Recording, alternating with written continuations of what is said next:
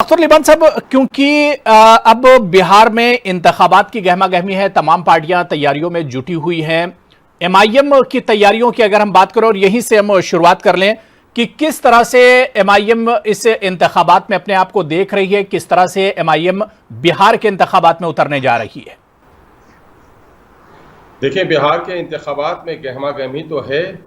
सरकारी पार्टियों को आसानी है कि वो अपने तमाम तर्जराए का इस्तेमाल कर रहे हैं, और जो लोग इस वक्त इक़्तिदार में नहीं है और दूसरी जो सियासी पार्टियां हैं उनके लिए दिक्कत तो है। कोविड की वजह से बहुत सारी पाबंदियां हैं, काम करने में दिक्कत और दुश्वारियां हैं। ताहम हम लोगों ने माजी के दिनों में जो अपनी तंजीमी साख हर जगह खड़ी की है, उसकी वजह उसको लेकर हमारे लोग हर जगह पर खड़े हैं बड़ी मजबूती और तवानाई के साथ। एक तरफ कोविड से भी लड़ रहे हैं, दूसरी तरफ अपनी सियासी लड़ाई के लिए भी हम तैयारी कर रहे हैं। देखिए, बुनियादी तौर पर मामला यह है कि जिन पार्टियों का आपने तज़किरा किया, उनकी तमाम तरह कोशिश और काविश जो है वो इक़्तिदार के लिए है, और हम इक़्तिदार के लिए नहीं लड़ रहे हैं, हम इंसाफ की लड़ाई लड़ रहे हैं जी। ये मिनिस्टर बनने के लिए लड़ रहे हैं, ये वजारत की लड़ाई लड़ रहे हैं, वजारत आलिया की कुर्सी के लिए लड़ाई लड़ रहे हैं, एमएलए बनने के लिए लड़ रहे हैं, ठेकेदार बनने के लिए लड़ रहे हैं। लेकिन मजलिस इत्तेहादुल मुस्लिमीन गरीब डिप्राइव्ड क्लास के जो लोग हैं, एससी के, एसटी के, अत्यंत पिछड़े लोग हैं, अजहर पसमानदा जो आबादी है, अक़लियतों की जो आबादी है, उनके साथ आज़ादी के बाद से लेकर इस वक्त तक जो नाइंसाफी हुई है, हम उसके खिलाफ लड़ाई लड़ रहे हैं। जिसमें हमें कामयाबी भी मिली है कि लोग सिर्फ इक़्तिदार की तब्दीली के लिए अब वोट नहीं डालेंगे, बल्कि इंसाफ की तलब के लिए भी डालेंगे। और इस काम में हम सरे फहरिस्त हैं अल्हम्दुलिल्लाह। इस वक्त लोगों ने सिर्फ हमारी आवाज़ ही नहीं सुनी है, हमारी कारकर्दगी भी देखी है कि सीमांचल की महरूमी के ताल्लुक से और बिहार के पसमानदा बिरादरी के ताल्लुक से, एसटी और ओबीसी के ताल्लुक से हमने जो कोशिश और काविश की है, उस पर लोगों का यकीन बढ़ता जा रहा है। नई नस्ल बड़ी एतमाद की नजरों से हमें देख रही है, जिसकी वजह से हम हर दिन अपना कदम आगे बढ़ाते जा रहे हैं। देखिए, नई चीजें कितनी ही अच्छा, उम्दा, पाकीज़ा क्यों ना हो, जब बाजार में आती हैं तो लोग शक की नजरों से उसे देखते हैं। और चूंकि ये जिस तबके को हम जगा रहे हैं, ये महरूम तबका है, नाखानदा तबका है, सियासत से बहुत दूर है, कहीं ना कहीं महरूमी की वजह से उनकी सियासी बालिदगी भी मुतासिर हुई है। लेकिन अब ये अंदेशा खत्म हो गया है, और हमने किशनगंज के ज़िमनी इंतखाब में फतह हासिल करके लोगों को यह बता दिया है, और लोगों को एतमाद भी हो गया है कि एमआईएम के आने से फ़िरका परस्तों को तवानाई नहीं मिलती, बल्कि हमने फ़िरका परस्तों को भी शिकस्त दिया है और नाकारा लोगों की भी हमने जमानत जब्त करी है। इसलिए ये जो वहम था लोगों के जहनो दिमाग में, ये अब काफूर हो गया है।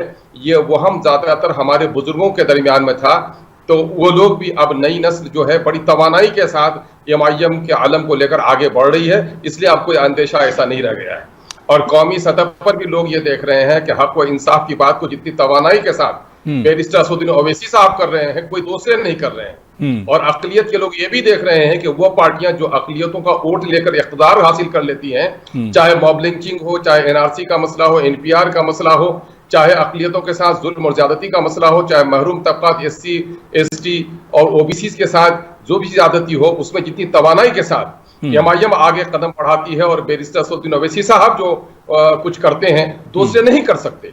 इसलिए हम लोगों ने लोगों के इस गलत वहमो गुमान का इलाज कर दिया है। अब फिजा बहुत हद तक हमारे हिमायत में साफ हो चुकी।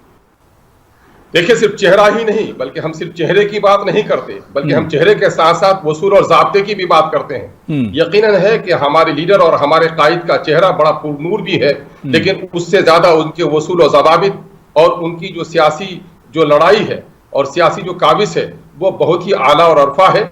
इसलिए हमारी नई नस्ल बिलखुसूस और हमारे संजीदा जो लोग हैं, वो बड़े एतमाद की नजरों से एमआईएम को देखने लगे हैं और उसकी पजीराई भी कर रहे हैं। और जाहिर है कि किसी भी पार्टी में उसके कायद की बड़ी अहमियत होती है और उसके वसूलों की बड़ी अहमियत होती है। दूसरे लोग तो किसी चेहरे को लेकर आते हैं, लेकिन उनके पास कोई वसूल और ज़वाबित नहीं होते। हमारे पास चेहरा भी है और हमारे पास वसूल और ज़वाबित भी है। देखिए, हम सिर्फ सीमांचल के लिए नहीं, क्योंकि पार्टी ने सीमांचल से अपने काम का आगाज किया है, और पूरे बिहार में सीमांचल की आबादी है वो सबसे ज्यादा नाखानदा है। फीकस आमदनी सबसे ज्यादा कम इसकी रही है। सैलाब की तबाही ने सबसे ज्यादा इन्हें दो चार किया है। पलायन सबसे ज्यादा यहाँ पर है। इन्फेंट मोर्टिलिटी रेट सबसे ज्यादा यहाँ पर है। और दिल्ली और पटने में बैठे हुए जालिमों ने सबसे ज्यादा नाइंसाफी इस इलाके के साथ की है। तो चूंकि अंधेरा बहुत ज्यादा यहाँ पर है, तो हमने यहाँ से चिराग जलाना शुरू किया है, लेकिन दूसरी बस्तियों की भी हालत अच्छी नहीं है। इसलिए बिहार के दूसरे महरूम तबकात और दूसरे जो इलाके हैं जिनके साथ हुकूमत की ज्यादती हुई है, हम उनकी बात भी करते हैं, लेकिन जाहिर है कि सीमांचल सबसे ज्यादा मुस्तहिक है कि उसके साथ इंसाफ किया जाए। तो इसलिए हम अपनी लड़ाई यहाँ से अपना आगाज किया है और यहाँ बड़ी मजबूती तमाना के साथ कर रहे हैं। जहां तक हमारी फहरिस्त अभी जारी हुई है, यह हमारी पहली फहरिस्त जारी हुई है। हम अपनी तंजीमी हैसियत का अंदाजा करेंगे और उसी के एतबार से हम अपनी लिस्ट जारी करेंगे। हम तो पूरी बिहार की तैयारी कर रहे हैं और उसी एतबार से हम अपना काम आगे बढ़ा रहे हैं। देखिए, हमारी तमाम तर मीटिंगें हो, हमारी तमाम तर काविशें हैं जी। तो हम अपने लोगों को यह जगा रहे हैं कि आपके साथ जो जुल्म और नाइंसाफी का एक दौर, लंबा दौर रहा है, तारीखी की जो भयानक रात रही है, इसकी सुबह उस वक्त तक नहीं तुलू हो सकती है जब तक कि आपके साथ स्पेशल मुराद न करे हुकूमत। इसके लिए हम अवामी बेदारी भी कर रहे हैं। हमारी जीत को भी लोग इसी वजह से हमको मैदान में लाए हैं लोग, और हमारे एमएलए ने बड़ी तवानाई के साथ असेंबली में बात उठाई भी और उठाने की कोशिश भी की है और कई प्रस्ताव इसने डाले, लेकिन कोविड की वजह से वो नहीं हो सका, इसलिए बातें नहीं आगे बढ़ पाई हैं। यकीनन है कि ये बातें हमारी जाएंगी बड़ी आसानी के साथ। और जहां तक आप ये जान रहे हैं कि लड़ाई सिर्फ बिहारी के हद तक नहीं है, बल्कि जनाब बैरिस्टर असदुद्दीन अवैसी साहब ने पार्लियामेंट में भी एक प्राइवेट बिल सीमांचल के ताल्लुक से पेश किया है, तो वो सारा काम हमारा हो रहा है। क्योंकि आप दस्तूर आईन भारत के आईन में इस बात की पूरी गुंजाइश है कि माँ जिस तरह से अपने कमजोर बच्चे के साथ उनके खान पान में ज्यादा तवज्जो दिया करती है, बीमार बच्चे पर ज्यादा तवज्जो देती है,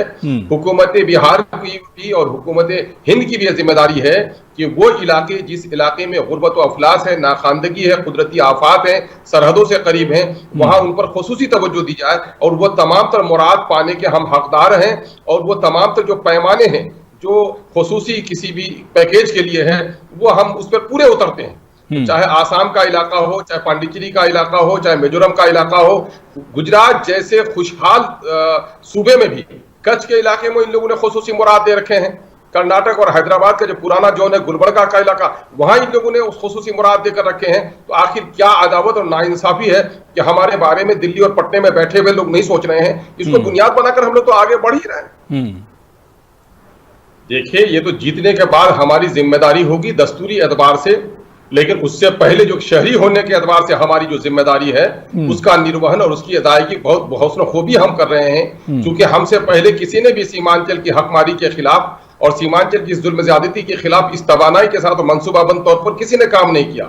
हाँ, हम ये काम कर भी रहे हैं, और हम दूसरों को आवाज भी लगा रहे हैं कि ये हमारे मसाइल का हल पेश करे हुकूमत। आप देख रहे हैं कि सबसे ज्यादा आपने जैसा कि कहा कि गुर्बत, नाखानदगी, मजदूरों का प्लान, इन्फेंट मोर्टेलिटी रेट, पानी की खराबी, सैलाब की तबाही, सब कुछ हमारा मुकद्दर है। तो हम तो इसके हकदार हैं ही। और ये 15 साल से बैठी हुई नीतीश कुमार की हुकूमत, जिसके चर्चे बहुत आप लोग सुनते हैं इंसाफ के साथ तरक्की के, लेकिन सबसे ज्यादा जुल्म और नाइंसाफी इस शख्स ने हम लोग के साथ की है, तो इसका भी ख्याल रखा जाना जरूरी है। तो हम लोग ये कोशिश कर रहे हैं, ये कोशिश हम लोग कर रहे हैं, ये कोशिश हमारी रातों दिन की कोशिश है, हमारी रातों दिन। जनाब आली, दरअसल सच्चर कमेटी रंगनाथ मिश्रा कमीशन की वो रिपोर्ट जी, जिसने आंखें खोल दी और जालिमों के चेहरे बेनकाब कर दिए कि आजादी के बाद सबसे खुशहाल तरीन इलाका बिहार में, सबसे खुशहाल इलाका था तो सीमांचल का इलाका था। कुव्वत खरीद सबसे अच्छी यहाँ के लोगों की थी, समाजी और मुआशी हालत सबसे बेहतर थी। लेकिन आजादी के उन 60-65 सालों में जिन दिनों में सच्चर कमेटी की रिपोर्ट आई, ये देखा गया कि सबसे बदहाल ये इलाका है। तो हम तो बीमार सरापा हैं, सर से लेकर पांव तक हम जख्मी हैं। लेकिन हमारे आंखों को रोशनी बख्शने के लिए एक तालीमी इदारे की बात कही गई और अलीगढ़ यूनिवर्सिटी के ब्रांच की बात कही गई। लेकिन बिहार में बैठे हुए हमारे जालिमाना सियासत करने वाले लोगों ने जमीन देने में भी 3 साल की बिला वजह ताखीर करी, जिसकी वजह से काम में रुकावट पैदा हुई। अवामी तहरीक के नतीजे में ये जमीन देने पर मजबूर हुए। लेकिन दिल्ली में बैठी हुई वही सरकार, चूंकि जमीन दे दी गई थी 2012 ही में, लेकिन दिल्ली में वही लोग जो लोग सच्चर कमेटी की रिपोर्ट पेश करके अक़लियतों की दिलनवाजी की बात कर रहे थे, उनके जख्मों पे मरहम लगाने की बात कर रहे थे, लेकिन उस वक्त की कांग्रेस सरकार ने पैसे अलॉट नहीं किए। 12 और 13 में उनकी हुकूमत रही और इसको लेकर के हम लोग उस वक्त के पार्लियामेंट के रुकन जनाबे मौलाना असराउल हक साहब रहमतुल्लाह अलैह, उनको लेकर हम लोग मिले हम जनाब बैरिस्टर असदुद्दीन साहब ने भी हम लोग की बड़ी वकालत की। फिर बाद में जाकर इस हुकूमत में, मोदी जी की हुकूमत में भी जावड़कर साहब से मिले, कांग्रेस की हुकूमत में भी कपिल सिब्बल साहब से जाकर मिले, बल्कि वजीर आजम से भी उस वक्त जनाब नरसिम्हा राव साहब से मिले कि साहब आप अकलियत के दर्द को समझ, नरसिम्हा राव नहीं, मनमोहन सिंह साहब से जाकर मिले। और मनमोहन सिंह साहब से हम लोगों ने कहा कि इज्जत माब, आप अकलियत के हैं और अकलियत की दुश्वारियों को आप समझते हैं। हमारी हालत सीमांचल में बड़ी खराब है, और सीमांचल में सिर्फ अकलियत ही नहीं बल्कि दबी कुचली जो आबादी है, पसमानदा पिछड़े जाति के, उनकी हैसियत अच्छी नहीं है। हमको तो कल कारखाने कुछ भी नहीं मिल पाए, तो कम से कम हमारे बच्चों की तालीम के लिए कम से कम आप अलीगढ़ को पैसे अलॉट करिए। लेकिन इन लोगों ने नहीं किए, इन लोगों ने नहीं किए। और उसके बाद भी जब ये हुकूमत तब्दील हुई तो ये लोग जो कह रहे सबका साथ सबका विकास, फिर भी हम लोग गए।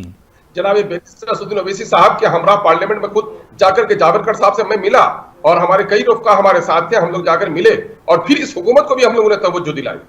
लेकिन इस हुकूमत के वही ढाक के 3 बात यकीन दहानी कराई, लेकिन इन लोगों ने काम नहीं कराया। कि जिन दिनों में मैं एमएलए था, मैंने तीन बार बाइकआउट करवाया बिहार असेंबली का अलीगढ़ की जमीन के लिए, और वो जो तहरीक चल रही थी बहैसियत एमपी जनाबे असराउल हक कासमी साहब हमारे सीनियर थे, जाहिर है इमामत उनकी थी, लेकिन वो तहरीक हमने और हमारे रफ़का ने उस वक्त हमने शुरू किया था। जमीन की फराहमी के लिए हमारा एक बड़ा रोल था, लेकिन जाहिर है कि 12 में 13 में 14 में वही जनाबे असराउल हक कासमी साहब रहमतुल्लाह अलैह वो पार्लियामेंट के मेंबर रहे, लेकिन कांग्रेस ने उनकी भी नहीं सुनी। वो कांग्रेस कैसे सुन सकती है, जबकि तलाक बिल में भी जिन्होंने मौलाना असराउल हक कासमी साहब को बोलने नहीं दिया, वो इस इलाके के लिए कैसे हमदर्द हो सकती है, ये भी उन्होंने इसका इजहार कर दिया। ये सारी बातें, और आज भी हमारी लड़ाई वक्फे से, अभी चंद लगभग 1 साल कबल हम लोगों ने एएमयू का जो यहाँ पर कैंपस चल रहा है, उसके सामने भी हमारी पार्टी ने, हम लोगों ने धरना देने का काम किया। हम अपनी बसात पर कोशिश में लगे हुए हैं। देखिए, आपने जहां नीतीश कुमार का तस्करा किया वहीं हमसे जुड़ने की बात कही, तो मैं आपको इस बात की शहादत पेश कर देता हूं कि 15 साल ये जो दौरे हुकूमत है नीतीश कुमार जी की, उसमें सिर्फ 15 दिन का रिश्ता रहा मेरी उस पार्टी से जी। और वो भी उस वक्त जब बीजेपी से हम लोगों ने इसको अलग करने की कोशिश की थी, और बीजेपी से जब अलग हुई थी तब हम उसके साथ गए थे। और जब मैंने देखा कि टिकट देकर ये बीजेपी के साथ हमनवाई इनकी बाकी है, तो मुझको उससे दूर होने में कोई देर नहीं लगी। जहां तक इनके 15 साल कारकर्दगी का है, तो नीतीश कुमार को एक ही है कि मछली शायद पानी के बगैर जिंदा रह सकती है, लेकिन नीतीश जी कुर्सी के बगैर शायद जिंदा नहीं रह सकते हैं। नीतीश जी ने इन 15 सालों में जो कुछ भी किया है, वो जाहिर है कि पिछले दिनों में इख्तियार की जो तब्दीली आई थी बिहार में, तो लोगों को एक उम्मीद थी, और उस वक्त इन लोगों ने कुछ काम किए भी थे पहले टेन्योर में, जिसको हम नजरअंदाज नहीं कर सकते। लेकिन नीतीश कुमार जी अपनी कुर्सी को बचाने में और अपनी इख्तियार की हवस को पूरी करने में भी सारा वक्त लगा दिया। बिहार के दूसरे हिस्सों में उन्होंने भले ही काम किया होगा, लेकिन सीमांचल के साथ वो जो मुसलसल एक नाइंसाफी है, उस नाइंसाफी के दौर में जरा बराबर भी कमी नहीं आई, जिसका बय्यन सबूत आपको ये होगा कि इस वक्त कोविड-19 के मामले में जब मजदूरों के मुहाजिर मजदूर जो आपके प्रवासी मजदूर थे, उसकी एक बड़ी संख्या जो बिहार की थी, वो सबसे ज्यादा सीमांचल की थी। चाहे वो दिल्ली में हो, चाहे वो बंबई में हो, चाहे अहमदाबाद में हो, चाहे हैदराबाद में हो, चाहे तमिलनाडु में हो, उन मजदूरों की, बिहार के जो मजदूर थे उसमें बड़ी तादाद हमारे सीमांचल की रही। बच्चा मजदूर हो, खवातीन मजदूर हो, अनस्किल्ड मजदूर हो, वो सारे मजदूर हमारे ही इलाके के रहे। इसलिए हमारे साथ कोई भी इंसाफ नहीं किया।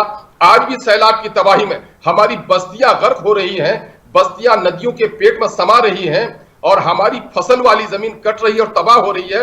और अभी मक्का की बड़ी पैदावार, मक्का का बड़ा एक्सपोर्ट भी करती है गवर्नमेंट, वो विदेशी मुद्रा जो बैरूनी जरे मुबादला हासिल होता है, उसमें सबसे अकबर इमाम साहब, नीतीश कुमार के इन 15 सालों में मुसलमानों के कितने मसाइल हल हुए हैं? मुसलमानों के मसाइल हल नहीं हुए, बल्कि मुसलमानों को नजरअंदाज किया गया। 27,000 उर्दू टीचरों की जो बहाली होनी थी, चूंकि उर्दू जबान का बड़ा ताल्लुक इस वक्त बदकिस्मती से सिर्फ मुस्लिम अक़लियत से रह गया है, क्वालिफाई करने के बावजूद भी इन्होंने 15,000 बच्चों को सड़कों पे डंडे मारे, उनको बहाल नहीं किया। चाहे उर्दू एकेडमी का मसला हो, चाहे वक्फ बोर्ड का मसला हो, चाहे कब्रिस्तान की बदहाली हो, चाहे सरकारी नौकरी में मुस्लिम नौजवानों की शमूलियत का मसला हो, चाहे मुस्लिम इलाके की खुशहाली के लिए सड़क पुलिया रोजगार का मौका हो, ये कहीं भी कुछ नहीं किए। बल्कि बीजेपी और आरएसएस के तमाम तरह एजेंडों को बड़ी हिकमत और दानाई के साथ, इन्होंने बड़ी खामोशी के साथ, ये वो कहा था कलीम आजिज साहब ने, जिनके खानवादा कभी लूटे थे तकसीम के बाद, कि दामन पे कोई दाग न खंजर पे कोई दाग, न दामन में कोई छीट, न खंजर पे कोई दाग है, न कत्ल करो हो न करामात करो हो। ये वही करते रहे और आज तो अब इसका दामन भी दागी हो गया है। पिछले दिनों में जब से मोदी की हुकूमत आई है और मोदी की दूसरी हुकूमत आई है, चाहे एनपीआर का मसला हो, एनआरसी का मसला हो, तलाक बिल का मसला हो, बिहार में मॉब लिंचिंग का मसला हो, उसमें नीतीश कुमार का चेहरा बिल्कुल साफ हो गया है। ठीक है अख्तर ईमान साहब, मौजूदा वक्त में क्योंकि कोरोना की वबा एक तरह से आम है, कोरोना का कहर है पूरे मुल्क में और बिहार की रियासत भी उससे जूझ रही है।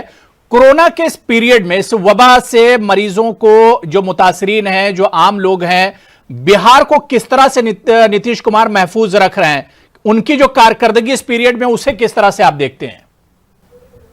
देखिए, वहां वजीर आजम ने पीएम केयर फंड के लिए अपना पैसा निकाला जिसका हिसाब किसी को नहीं देना है। नीतीश कुमार जी को भी इलेक्शन के लिए पैसे चाहिए तो इन्होंने कोविड का सहारा लिया।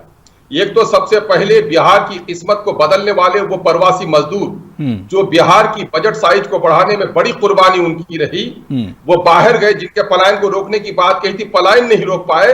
लेकिन जब वो घरों को लौटने लगे, जब दिल्ली में, बंबई में, महाराष्ट्र देश को निकाला जाने लगा, जब वो दाने दाने को मोहताज हुए और सड़क पर निकल पुलिस डंडे मारने लगी, तो उस वक्त उत्तर प्रदेश की हुकूमत ने अपने मजदूरों को मेहमानों की तरह बुलाया।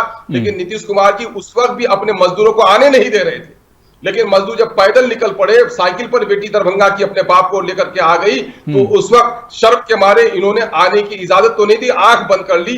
जब लोग घर को आए तो इन्होंने कोरोना सेंटर्स में जो मेहमान खाना होना चाहिए था, जहां फीकस 5300 रुपए खर्च होने थे, 1300 रुपए भी खर्च नहीं किए। कोरोना सेंटर में कैदियों की तरह लगता है कि वो कोरोना बाहर से आए हुए मजदूर नहीं है, बल्कि कोई चोर और डाकू है, उस तरह रखा, पुलिस के डंडे पर रखा और अपनी इन नाकामियों की वजह से मीडिया के लोगों को जाने भी नहीं दिया। भाई, इन्होंने कहा था हम मजदूरों को खुराक पहुंचाएंगे, उनको मनरेगा के तहत काम देंगे। एक तो ये है कि बारिश का इलाका है, मनरेगा के तहत कोई काम नहीं। और आपको सुनकर हैरत होगी कि आज इन्होंने लॉकडाउन में बस की सेवा बंद कर दी है, ट्रेन पे सारे मजदूरों को जगह नहीं मिल रही है। अभी 15 दिन, 20 दिन, 25 दिन पहले हमारे यहाँ से हजारों बल्कि लाखों की तादाद में मजदूर फिर से पंजाब और यूपी के इलाके में मजदूरी करने के लिए चले गए। वो गोया मौत के दहाने में लेके गए, उनके घर में उनका चूल्हा बुझा हुआ है, वो क्या कर सकते थे? ये दुर्गत उनकी हो गई है। वही नहीं, बल्कि कोरोना के नाम पर ये टेस्ट भी नहीं करा पाते हैं। अभी बहुत देर के बाद इन्होंने 20,000 योमिया टेस्ट की बात भी कही है। यानी वो खुशहाल लोग, वो बड़े लोग जिस तरह से अपने खानदान के लोगों के लिए नोटिफिकेशन जारी करा करके अपने हॉस्पिटल से के अलावा अपने चीफ मिनिस्टर हाउस में ये बुलाकर इलाज कराने वाले थे, तो ठीक उसी तरह से बड़े लोगों का टेस्ट कर रहे हैं। अभी अगर टेस्ट हो तो बड़ी बीमारी है। देखिए, सवाल ये पैदा होता है कि इस वक्त जो पेंडेमिक है और ये वबाई मर्ज जिस तरह से तेजी के साथ इसका फैलाव हो रहा है, तो जब तक इस पर काबू नहीं पाया जाए, तो उससे पहले शायद ये कदम बढ़ाना हिमाकत की बात होगी, हिमाकत की बात होगी। और अगर वो कराना चाहते हैं इलेक्शन, तो फिर वो 200, 250, 150 लोगों पर बूथ बनाने में अगर अपना वो रखते हैं, उनकी हैसियत है कि सोशल डिस्टेंसिंग को बरकरार रखते हुए हम करेंगे, तो वो करा सकते हैं। लेकिन मौजूदा वक्त जो वायु मत में इजाफा होता जा रहा है कि किसी एतबार से शायद ये मुनासिब तरीन वक्त